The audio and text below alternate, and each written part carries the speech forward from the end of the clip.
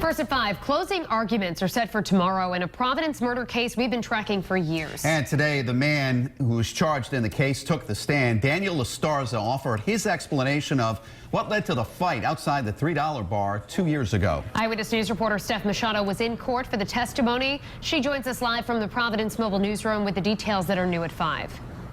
The defense rested this afternoon after the man on trial for murder, Daniel Lastarza, testified all day. He claims that he hit Jonathan Stack with a 2x4 in order to save another man.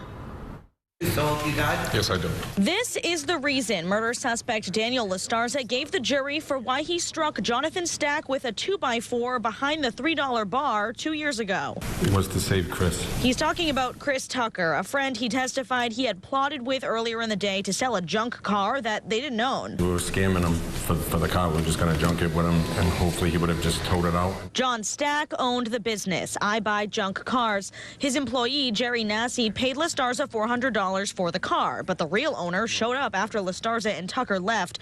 Stack and Nassy later spotted the two at the $3 bar on Atwells Avenue. A fight ensued, while Lastarza says he hid behind a fence. I could hear with each blow just the sound of a fist or something to a face. Lastarza says he thought Chris Tucker's life was in danger. I turned frantically looking for anything that I could use as a weapon to go and help Chris. He grabbed a 2x4. Surveillance video shows him running over to the fight. We aren't going to show the alleged murder, but he struck both Nassy and Stack. Stack twice. He later died. I didn't think that I had struck him in a way that would kill him, and I was hoping that he didn't, that he wasn't dead.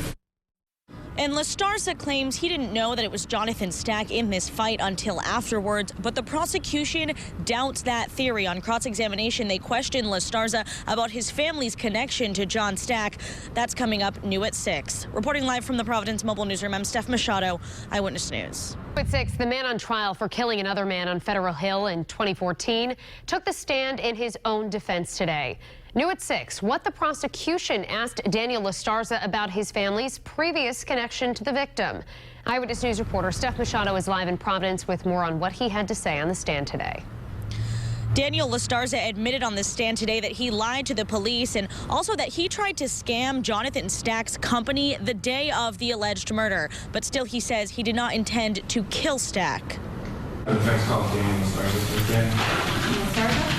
Daniel Lastarza says he was watching this fight at the $3 bar from behind a fence. And he's throwing full haymaker blows at Chris's face. He testified he believed Jonathan Stack and Jerry Nassy were putting his friend Chris Tucker's life in danger. So I turned frantically looking for anything that I could use as a weapon to go and help Chris.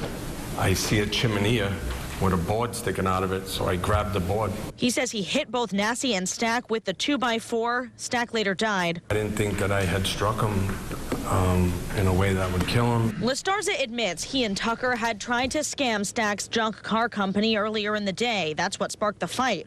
But Lastarza claims he had no idea it was John Stack's company, the same man who was accused of assaulting Lastarza's son 2 years earlier. Not only are you scamming a junk car, you're scamming it from the very person that assaulted your son. That's how it turned out, yes. It was just random. It was random, yes it was. And Lastarza admits he lied to the police about his involvement in the fight and also about his name. He said it was because he had a warrant out and he didn't want to be arrested. Closing arguments in the trial are set for tomorrow. Reporting live with the Providence Mobile Newsroom, I'm Steph Machado, Eyewitness News.